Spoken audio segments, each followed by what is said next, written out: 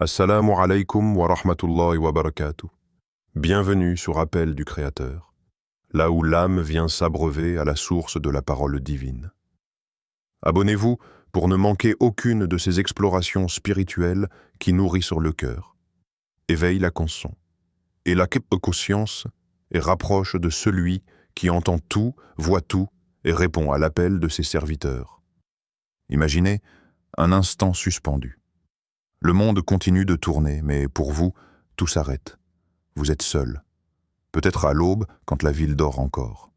Ou peut-être en fin de journée, le cœur fatigué, l'âme alourdie par des pensées que vous n'osez même plus nommer. Alors vous dites « Alhamdulillahi Rabbil Alamin » louange à Allah, Seigneur de l'univers.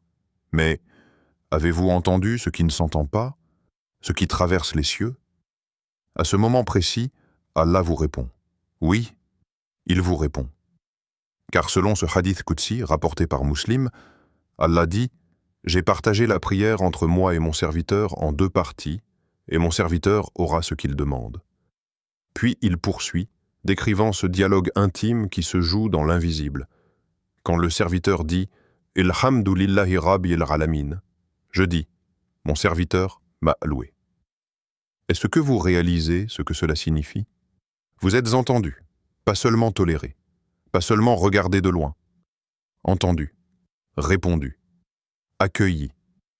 Chaque mot que vous prononcez dans cette sourate, ce n'est pas un monologue, c'est un échange céleste. Un souffle que vous murmurez ici-bas, qui fait écho là-haut dans les sphères les plus pures de l'existence. Mais alors, pourquoi est-ce que nos cœurs sont parfois absents? Pourquoi récitons-nous Al-Fatiha sans la goûter, sans en ressentir la chaleur, sans en percevoir l'éclat? Avons-nous vidé la prière de sa substance sacrée? L'avons-nous rendue mécanique, muette, sans vie? Et si vous repreniez conscience? Et si, à partir de maintenant, vous récitiez ces mots comme si Allah vous écoutait réellement, parce qu'il le fait? Et si chaque fois que vous disiez « Alhamdulillahi Rabbil Alamin », vous vous souveniez que c'est le Seigneur de tous les mondes qui vous répond? Mon serviteur m'est alloué. C'est là que commence le voyage. Non pas un voyage extérieur, mais une traversée intérieure. Un retour vers celui qui vous connaît mieux que vous ne vous connaissez vous-même. Avez-vous déjà pleuré pendant la Fatiha? Non pas parce que vous êtes triste, mais parce que vous venez de réaliser que vous n'êtes jamais seul. Jamais. Votre prière est un murmure qui traverse les cieux. Et Allah, dans sa grandeur, vous répond, avec amour, avec miséricorde, avec attention. Alors, la prochaine fois que vous direz « Louange à Allah, Seigneur de l'univers », faites-le comme si les anges s'arrêtaient pour écouter. Faites-le comme si c'était la première fois. Faites-le comme si votre cœur venait de s'éveiller. Vous la récitez des dizaines de fois par jour. Mais l'avez-vous déjà ouverte? Cette clef d'or, sourate Al-Fatiha. Elle n'est pas une simple introduction. Elle est la matrice. al-Kitab, la mère du livre, le cœur battant du Coran, le noyau à partir duquel toute révélation se déploie comme des cercles dans l'eau. Et si cette sourate était une porte cachée dans votre poitrine, une porte vers Allah que vous avez croisée 1000 fois, sans jamais tourner la clef, écoutez, Iyyaka na'budu wa iyyaka nasta'in, c'est toi seul que nous adorons, et c'est toi seul dont nous implorons le secours. Cette phrase, ce n'est pas juste une supplication, c'est un engagement, une déclaration, un serment d'âme. Mais dites-moi, quand vous la prononcez, est-ce un cri du cœur ou une répétition sans regard?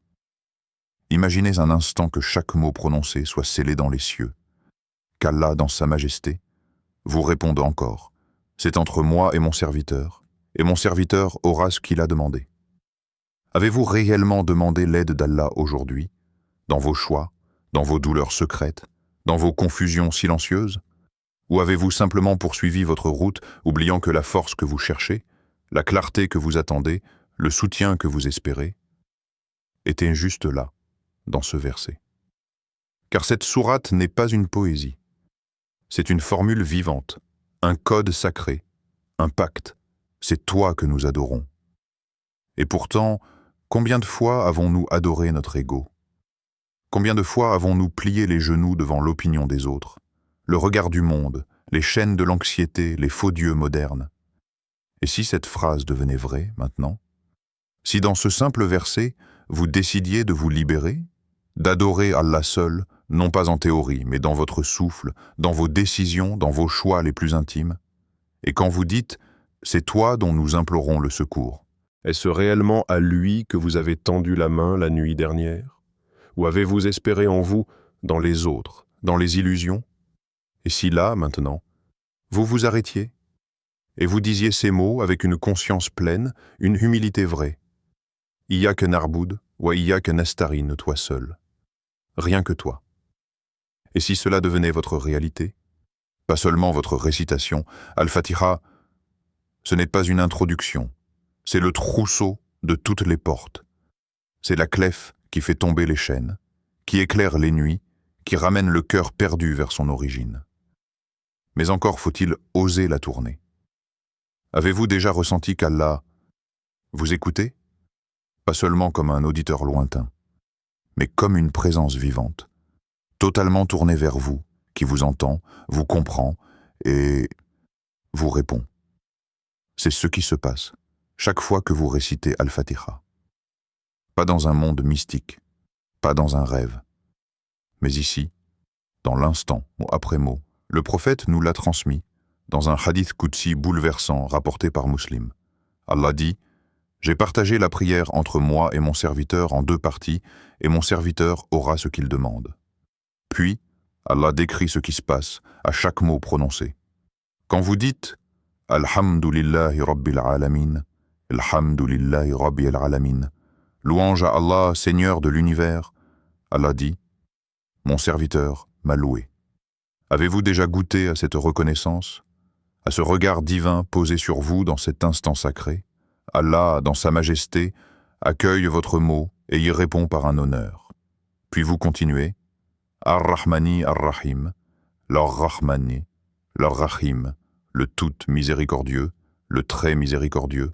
Et Allah dit, mon serviteur m'a glorifié. Vous le glorifiez, non par obligation, mais parce que votre cœur reconnaît en lui la source de toute tendresse, l'origine de tout réconfort. Puis, Maliki Yaoumi ad-Din, Maliki Yaoumi led-Din, maître du jour de la rétribution. Et Allah répond, mon serviteur m'a magnifié et s'en est remis à moi. À ce moment précis, Allah voit votre confiance, votre abandon, votre certitude que vous ne serez pas laissé seul dans ce monde, ni oublié dans l'autre. Et puis vient cette demande, profonde, essentielle, souvent dite mécaniquement, mais qui, si elle est sincère, peut changer votre vie entière? Irdina as-sirata al-mustaqim, Hidina las-sirata al-mustaqim, guide-nous dans le droit chemin. Et là, écoutez ce que dit Allah. Ceci est pour mon serviteur, et mon serviteur aura ce qu'il a demandé. Prenez une pause. L'avez-vous réellement entendu? Mon serviteur aura ce qu'il a demandé. Votre voix n'a pas été perdue dans l'air, et quand elle a été entendue, elle a touché le trône. Elle a trouvé réponse. Chaque mot, chaque soupir, chaque silence même est entendu. Al-Fatiha n'est pas un simple passage vers la prière. C'est un dialogue sacré, où votre Créateur vous répond ligne après ligne. Pas avec du retard, pas demain. Maintenant, la question est, en êtes-vous conscient? Lorsque vous dites « guide-nous », savez-vous que la direction est en train d'être dessinée devant vos pas? Ce n'est pas vous qui récitez simplement, c'est Allah qui répond. Et se rapproche. Il s'appelait Idriss, un nom simple, une vie ordinaire. Mais son cœur, lui, était devenu lourd, silencieux, fermé.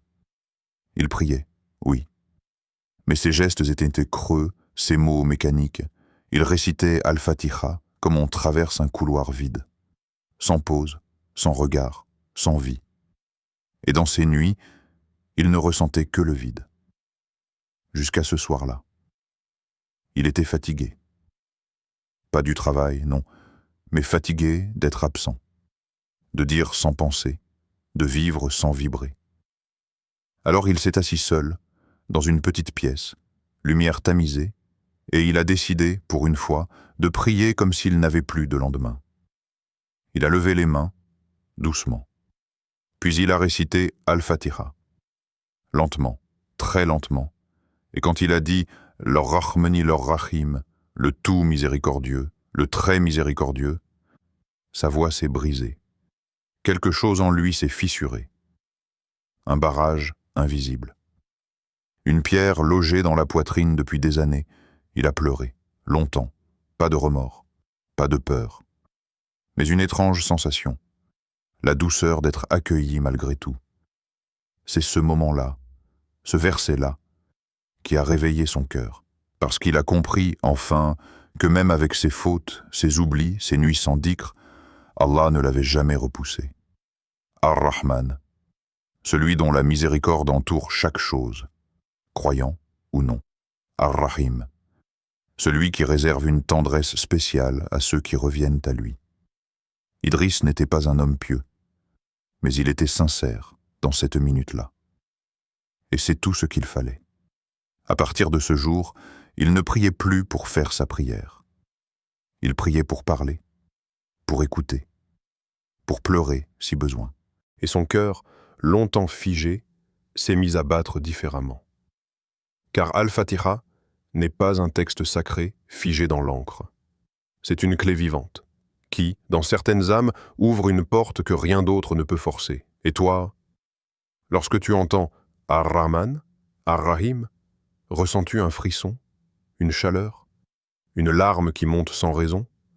Ou bien ton cœur, comme celui d'Idriss avant, est-il encore endormi? Il suffit d'un moment, un seul, pour que tout change, pour que la parole divine ne soit plus récitée, mais vécue. Parfois, les mots ne sont pas faits pour être dits, mais pour être renvoyés vers soi, comme un reflet, comme un miroir tendu devant le cœur. Al-Fatiha est cela, un miroir sacré, pas pour voir ton visage, mais pour voir ton essence.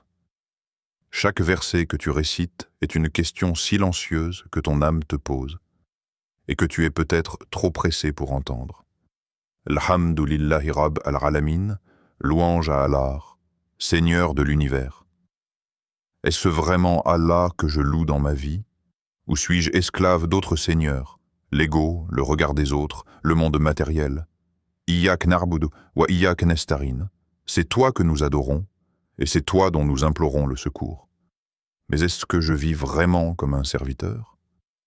Quand l'épreuve arrive, est-ce à lui que je me tourne d'abord, ou bien à mes propres forces, au réseau, aux gens, à ce qui me donne l'illusion du contrôle? Puis vient cette phrase, immense, « Hidina l'ossirat al-mustaqim » guide-nous dans le droit chemin. Mais suis-je déjà dessus? Ou suis-je en train de suivre mes envies, en leur donnant un nom sacré? Et enfin, Sirat al-ladhina an'amta alayhim, le chemin de ceux que tu as comblés de faveurs. Qui sont-ils? Les prophètes, les véridiques, les martyrs, les pieux, ceux dont la vie n'était pas confortable, mais pleine de sens. Et moi, ma vie a-t-elle ce parfum-là? Celui du sens, même dans l'épreuve. Celui de la paix, même dans le tumulte. Al-Fatiha est un miroir, pas pour se juger, mais pour se réveiller, pour faire taire le bruit du monde et laisser parler ce qu'il y a sous les couches de l'oubli. Car ce miroir ne reflète pas ce que tu es, mais ce que tu pourrais être, ce que ton âme espère, ce que ton cœur, en secret, désire devenir. Alors la prochaine fois que tu récites Al-Fatiha, ne récite pas seulement. Regarde. Regarde-toi à travers chaque mot et demande-toi, en silence, est-ce que je suis encore dans la lumière ou ai-je dévié sans même m'en rendre compte? Combien de fois as-tu dit « Hidena l'ossirotal mustaqim » guide-nous dans le droit chemin sans t'arrêter, sans vraiment écouter la réponse, sans remarquer que peut-être la guidance était déjà là, mais trop silencieuse pour un cœur distrait. La guidance, ce n'est pas une voix forte, ni une lumière éclatante qui aveugle. C'est une brise, qui souffle doucement vers un choix juste. C'est un malaise quand tu t'apprêtes à t'éloigner de ce qui plaît à Allah. C'est cette paix intérieure, quand ton âme dit oui, même si ton ego dit non. Et pourtant, malgré tout, tu l'as déjà repoussé, n'est-ce pas? Allah t'a montré un signe, un avertissement, une ouverture, mais tu as détourné les yeux, tu as suivi une envie, tu as dit « plus tard ». Et la lumière s'est retirée, un peu. Allah n'impose pas sa lumière, il l'offre à celui qui la cherche vraiment. Chaque jour, plus de 17 fois, tu répètes « guide-nous, guide-nous, guide-nous ». Mais as-tu remarqué ce que tu dis juste après? « Ghayr al-mardoubi alayhim wala ad-dallin » non pas le chemin de ceux qui ont encouru ta colère, ni celui des égarés. Il ne suffit pas de demander à être guidé. Il faut éviter 2 chemins, ceux qui savent en la vérité, mais qui ne la vivent pas, et ceux qui vivent sans chercher la vérité. Les premiers sont comme des étoiles éteintes. Ils brillent dans les mots, mais pas dans les actes. Les seconds sont comme des bateaux sans boussole, sincères, mais perdus. Et toi, où te places-tu? Tu sais ce qu'il faut faire, mais le fais-tu? Tu ressens parfois l'appel, mais y réponds-tu? Réponds-tu? Tu veux la guidance, mais es-tu prêt à laisser tomber ce qui l'empêche d'entrer? La guidance, ce n'est pas un miracle venu d'ailleurs. C'est le résultat d'un cœur disposé à changer. Elle est là, dans ce verset que tu prononces machinalement.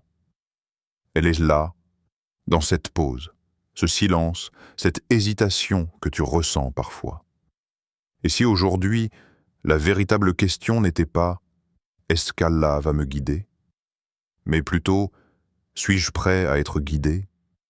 Quand le monde se tait, quand la pièce est plongée dans l'ombre, quand les murs semblent se rapprocher et que ton cœur cherche un souffle, alors récite, même à voix basse, même avec des larmes, même si tu ne comprends pas tout, récite la Fatiha. Elle est plus qu'un chapitre du Coran. Elle est une main tendue quand plus rien ne tient, une lampe quand tout s'éteint, un refuge quand le cœur vacille. Tu as déjà eu ces nuits où tu ne savais plus quoi demander, où les mots s'effondraient avant de naître, où ton âme criait, mais tes lèvres restaient muettes. Dis simplement « Alhamdoulillahi Rabb il-Alamin » et vois comment ton cœur recommence à battre. Tu viens de dire que malgré tout, malgré la douleur, tu remercies, tu n'as rien trouvé à offrir, alors tu as offert ta confiance. Puis dis « leur Rahman, leur Rahim » et tu rappelleras à ton âme qu'il y a une douceur infinie au-dessus de toi, qui connaît tes cicatrices et ne t'abandonne jamais. Dis « Maliki Yawmil Din » et tu comprendras que ta peine n'est pas ignorée, qu'un jour viendra où tout sera jugé avec justice, pas selon ce que tu as réussi, mais selon ce que tu as traversé en restant sincère.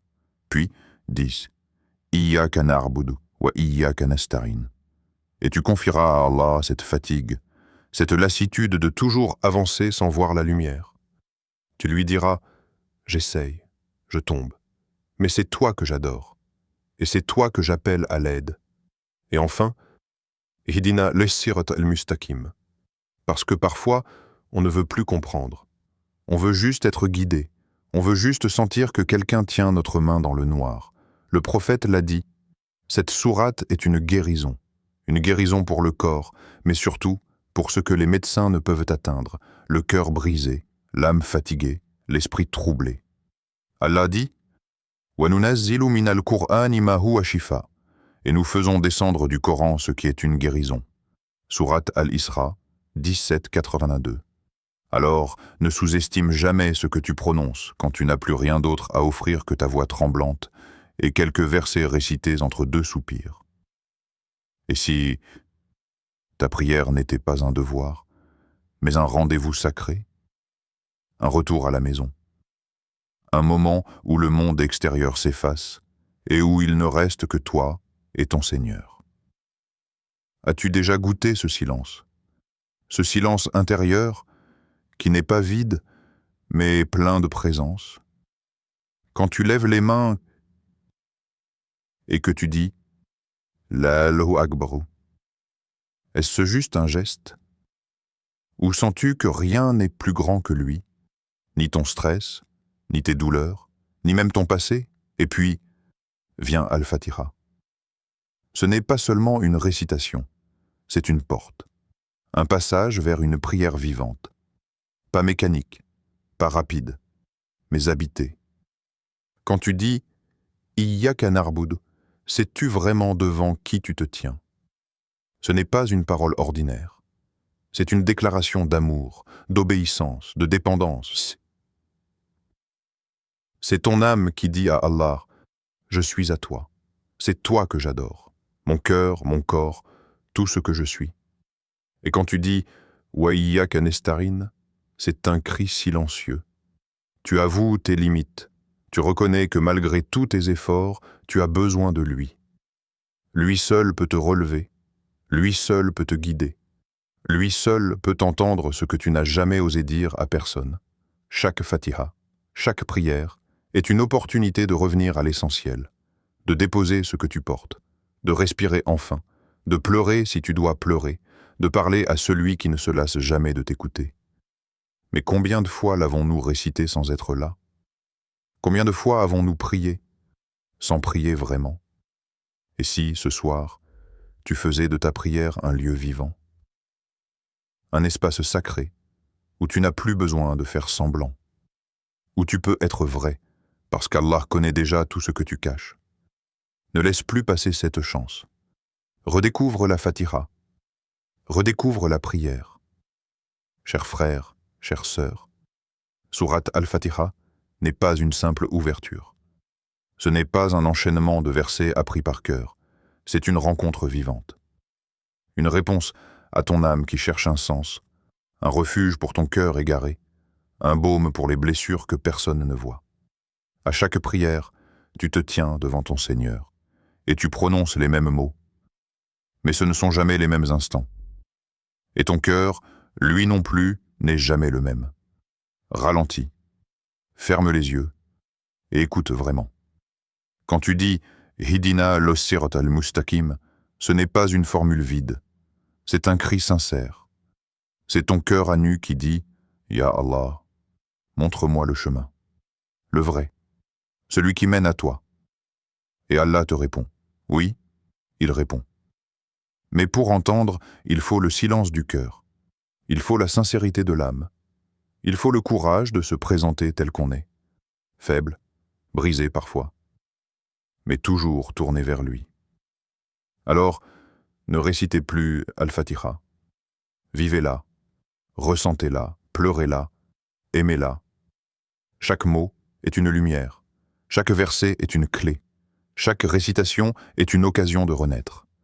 Qu'Allah nous fasse vivre Al-Fatiha, qu'il fasse que nos cœurs entendent ses réponses, et qu'à travers cette sourate, il nous élève, nous purifie, et nous ramène à lui avec amour. Amin. Abonnez-vous à Appel du Créateur, pour continuer ce chemin de lumière, vers celui